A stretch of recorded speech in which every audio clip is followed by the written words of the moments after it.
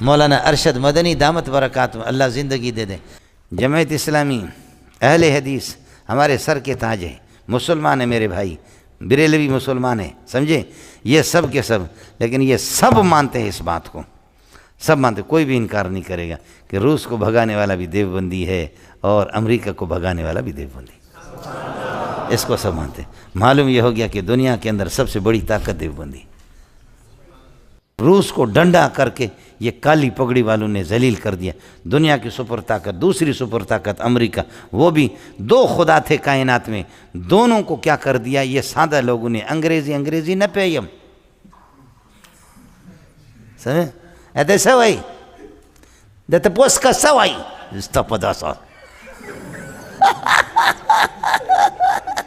ایسے کر کے ظالموں نے، خدا کی قسم، اس کے بعد بھی آپ نہ مانے تو نہ مانے۔ ایک چیز اور کہہ دوں، اپنے دل میں پھر ہاتھ رکھ لینا، جماعت اسلامی اہل حدیث ہمارے سر کے تاج ہیں، مسلمان ہیں میرے بھائی، بریلوی مسلمان ہیں، سمجھے، یہ سب کے سب، لیکن یہ سب مانتے ہیں اس بات کو، سب مانتے، کوئی بھی انکار نہیں کرے گا کہ روس کو بھگانے والا بھی دیوبندی ہے اور امریکہ کو بھگانے والا بھی دیوبندی، اس کو سب مانتے ہیں۔ معلوم یہ ہو گیا کہ دنیا کے اندر سب سے بڑی طاقت دیوبندی، سمجھ شریف میں ہے کہ نہیں؟ جب شیخ سدیس دامت برکاتہ العالمین امام حرم كنا نسمع ان هناك مدرسة كبيرة دیوبندیہ تسمى دیوبند، تسمى بدار العلوم بديوبند، والله كنا نتمنى ونشتاق إلى هذه المدرسة، فأول مرة عندما زرنا هذه المدرسة سررنا جدا، جب دیوبند میں گیا تو حیران ہو گیا، کہا کہ خدا کی قسم ہندوستان کے لوگ وہاں، ہندوستانی تو بہت ہے، دبئی میں، قطر میں، مسقط میں، سعودی میں، ہر جگہ کہتے دیوبند دیوبند، سمجھے، ما زلنا نسمع، مسلسل ہم سنتے رہے دیوبند دیوبند۔ جب حضرت گیا تو حضرت کا استقبال کیا، ان کو بتایا کہ دیوبند وہ ہے، یہ ہے جس نے پوری کائنات کے اندر انقلاب لائے۔ حضرت اقدس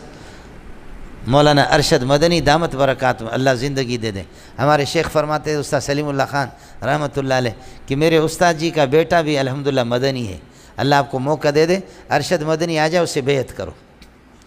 یہ کراچی کے پیروں کی طرح نہیں ہے مولوی صاحب، سمجھے، بہت مضبوط علم کے مالک ہیں۔ حضرت اقدس مولانا منظور نعمانی جو تفسیر پڑھاتے ہیں، حضرت کے ہاں ظاہر پیر میں ختم بخاری تھا، مولانا ناصر خاکوانی تاج، یہ اس میں امروٹ شریف والے، حالجی شریف والے، تمام بزرگوں کو سب کو بلایا تھا حضرت نے۔ یہ 2-3 مرتبہ میں گیا ہوں، 2 مرتبہ میں نے ختم بخاری کرا، ویسے تو گیا ہوں 3-4 مرتبہ حضرت کے پاس گیا ہوں، تو حضرت کے ظاہر پیر میں گیا، تو ویسے مولانا ارشد مدنی سے تو ہم لوگ ملے ہیں، لیکن حضرت کا علم میں نے سنا نہیں ہے، علم اس کا نہیں سنا، تو وہاں ختم بخاری مجھے کرانا تھا، یہ سارے پیر ناصر خاکوانی وغیرہ سارے بڑے بڑے آئے ہوئے تھے، تو حضرت اقدس نے میرے نالائق کے میرے ذمہ لگایا، مولانا منظور نعمانی بڑے لوگ ہیں، ہم لوگ تو ان کے شاگردوں کے برابر بھی نہیں ہیں، تو حضرت نے فرمایا ختم بخاری آپ کو کرنا ہے، تو مولانا ارشد مدنی نے آدھا پونا گھنٹہ وہاں سے ٹیلی فون پہ خطاب کیا، اور آخری حدیث پہ، بخاری کی آخری باب پر گفتگو، اتنی بہترین گفتگو کی کبھی سوچا تک بھی میں نے نہیں ہے، کبھی بھی کسی بزرگ سے ہم پاکستان کے نہ سنا ہے نہ کچھ اس طرح سوچ بھی، ایسے بہترین گفتگو کی، اللہ موقع دے دے، مولانا ارشد مدنی بڑے آدمی ہیں۔ جب مولانا نصیر الدین، مولانا نصیر احمد رحمۃ اللہ علیہ دیوبند کے شیخ الحدیث تھے، حضرت کا جب انتقال ہو گیا تو اس کے بعد ہندوستان کے علماء آئے، مولانا نصیر احمد رحمۃ اللہ علیہ نے، انہوں نے وصیت نامہ لکھا کہ میرے بعد شیخ الحدیث ارشد مدنی ہے، اور واقعتاً ارشد مدنی میں بڑی صلاحیتیں ہیں، بہت صلاحیت۔ مفتی سید احمد پالم پوری ناظم تعلیمات وہاں موجود نہیں تھا، وہ کہیں گئے ہوئے تھے، ہندوستان کے علماء جمع ہو گئے، سب نے کہا کہ شیخ الحدیث مولانا آپ کو بننا ہے، جیسے مولانا نصیر رحمۃ اللہ علیہ نے جو شیخ الحدیث اللہ کو پیار اس نے وصیت کی، ہم سب کی تمنا یہی ہے۔ تو مولانا ارشد مدنی فرمانے لگے کہ آپ کا مجھ پر اعتماد ہے؟ کہاں؟ کہا حسین احمد مدنی کا بیٹا ہوں، ہاں، شیخ العرب والعجم کا بیٹا ہوں، کہاں؟ کہا کہ کچھ کہوں تو جھوٹ تو نہیں سمجھو گے اس کو؟ کہا نہیں۔ کہا اس کو مانو گے؟ کہا ہاں۔ تو کہا کہ ایک امانت ہے اور اللہ کی طرف سے حکم ہے، ان اللہ یامرکم ان تؤدوا الامانات الی اہلہا، امانت جس کا حق ہے اس کو دے دو، سمجھے؟ تو میں آپ کو بتاتا ہوں، یہ دل کھول کر کے اور اللہ کو حاضر ناظر سمجھتا ہوں کہ مفتی سعید احمد پالم پوری شیخ الحدیث اس منصب کا حقدار ہے، اس لیے میں نے ارشد مدنی نے شیخ الحدیث سے اس کے حوالے کی ہے۔ اب بھی یہ لوگ ہیں بہت بڑے آدمی ہیں مولوی صاحب، اللہ کرے آپ کی ملاقات ہو جائے، سمجھے۔ اللہ نے میری ایسی ملاقات کرا دی، ہمارے حضرت فرماتے ہیں اس کی بہت ہی سخت طبیعت ہے، مفتی سعید احمد پالنپوری کسی سے بات بھی نہیں کرتا، بند طبیعت۔ آپ بات کریں گے تو ارے بھائی کام کی باتیں تو کرو، نہیں تو خاموش رہو۔